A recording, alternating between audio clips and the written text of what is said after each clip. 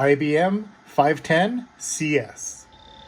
486, 50 megahertz, blue lightning processor. Look at that. 12 megs of RAM. I was trying to decide what of my old retro hardware I wanted to play with today. It's hard to believe I used to use this laptop on a daily basis. It's the size of my hand. So I went to turn it on and it didn't work. So I checked the voltage coming out of the barrel jack, and turns out the power supply is kaput. And it's a good thing I checked the wiring before in continuity before I plugged it in, because it turns out these old IBM Think Pads, the outside is positive and the inside is negative. It's totally backwards. I'm not sure how long this hard drive is going to last, so I have a PCMCIA card hooked up to the network, and I'm able to copy files to my server to back them up. It was kind of neat because there's even a journal folder from my ex-girlfriend when I let her borrow the laptop, but you don't get to read that stuff. I forgot how many PCMCIA cards I have too. The Ethernet 3, this was, I don't know what I ever had the adapter for this one. I think I might have used the same adapter as the 3Com, which was this guy here. Fast Ethernet card, PC card modem. These were kind of neat because you push in and it pops out the RJ45 or whatever a telephone cable connector is. Check this out. Easy Connect wireless. Yeah, no doubt. This was unreal. Can you imagine? Like this thing, Wi-Fi connected? But my favorite network card adapter has to be this. Check it out. It's got 10 base T and 10 base 2.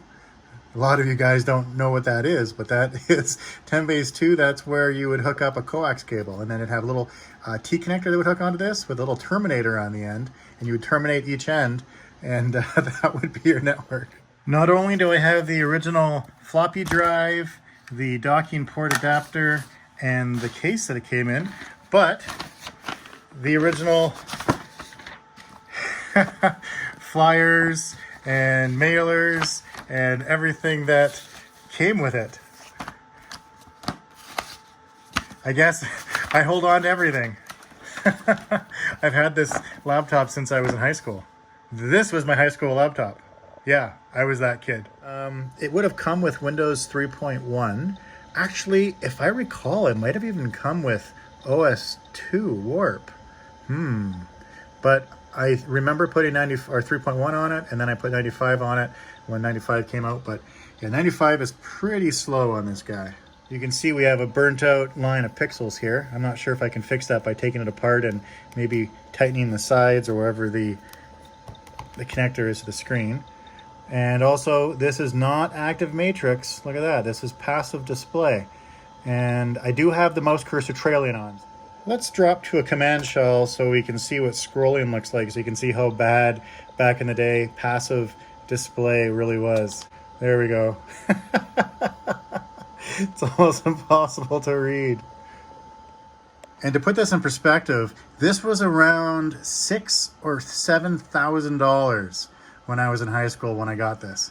And the most expensive part was actually the RAM expansion.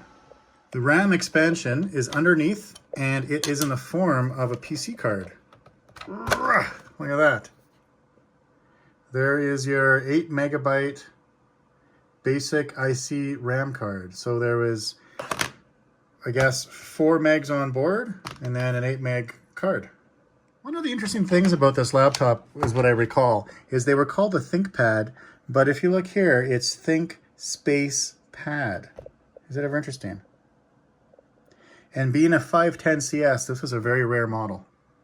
So I'll still be playing with the Nabus, but I'm wondering, what else do you want me to pull down and play with one day? I have some new ROMs I need to program for the original Fat Mac, my 512. I got the PDP emulators up there, my homemade Smackintosh robot. There's lots of stuff here. Get a good look and let me know. Here's a rarity that I have to do a video on one day too. Bet you've never seen one of those before.